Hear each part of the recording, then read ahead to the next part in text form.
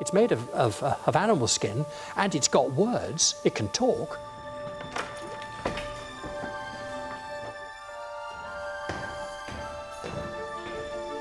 As you turn the page, the light catches the burnished gold and it sparkles.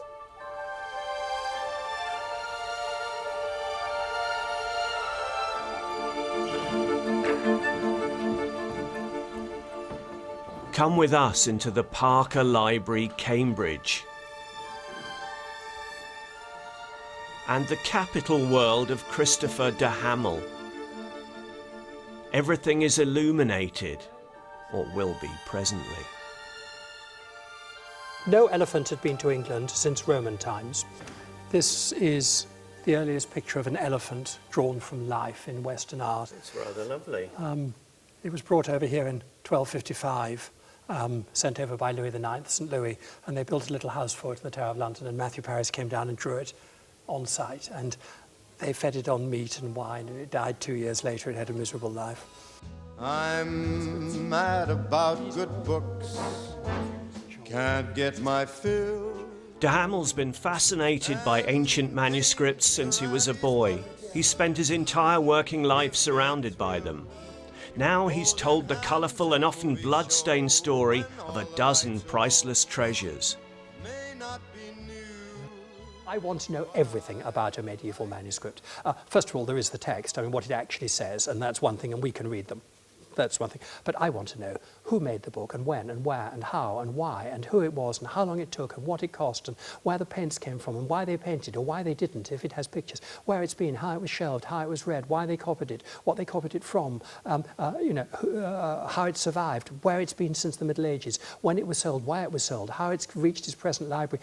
There is no limit to what I want to know about a book. I've never actually licked a manuscript, but I bet they've got they probably have got a wonderful taste.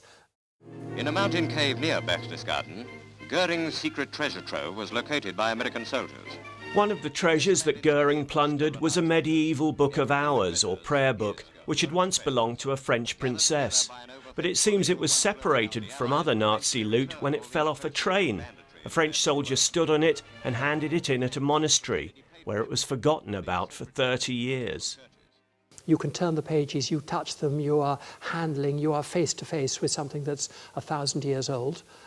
They are a combination of art and literature and history, and I think they're wonderful.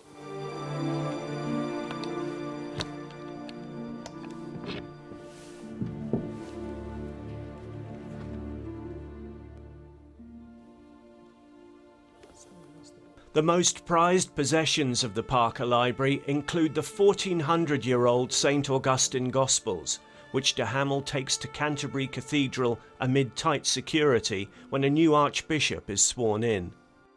This kind of parchment on these very, very early manuscripts is probably actually made of sheep, but it's extraordinarily fine. It's like tissue paper. And I can explain this entirely in terms of physics, but walking into the cathedral, holding the book open with this very, very tissue-fine parchment, and 5,000 people in the cathedral, a certain amount of nerves singing with those deep organ noises, the pages vibrated, and you could feel it. It was as if the book was humming in time with the music, and it was, if I was open to a miraculous experience, I would have said the book was singing. I will do everything I can to find it. What if they find you first? Let's get him. Go, go! In Inferno, Dan Brown and team spin a modern tale of text and violence out of Dante's medieval manuscript. Something not entirely dissimilar happened in the early days of the Parker Library, created by Archbishop Parker. He was appointed by Elizabeth I to sell the Protestant Reformation to the country.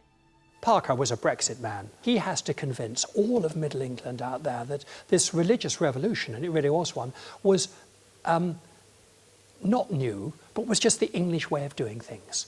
And that we'd all these things, the Bible in English and no popes and married priests and all those things that were very controversial in the 16th century, he believed had existed in Anglo-Saxon England.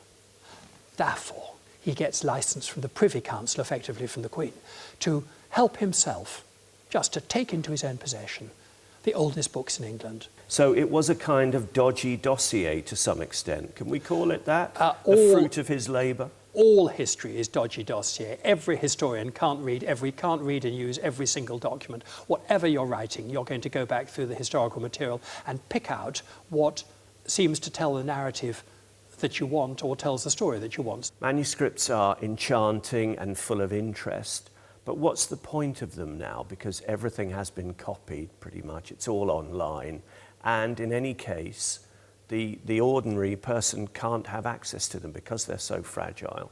We all know what the Taj Mahal or the pyramids look like. Doesn't stop people going there. And that thrill of standing in front of the pyramids or the Taj Mahal, where incidentally I've never been, but would love to, there is that sense of, there is one of the great icons of our civilization. Indeed we need them. I like it. How about you? It's impertinence. It's licensed impertinence. You have enormous fun in some wonderful library, peering at a manuscript and discovering things that no one knew. Does it matter? Not at all. Is it fascinating? Absolutely.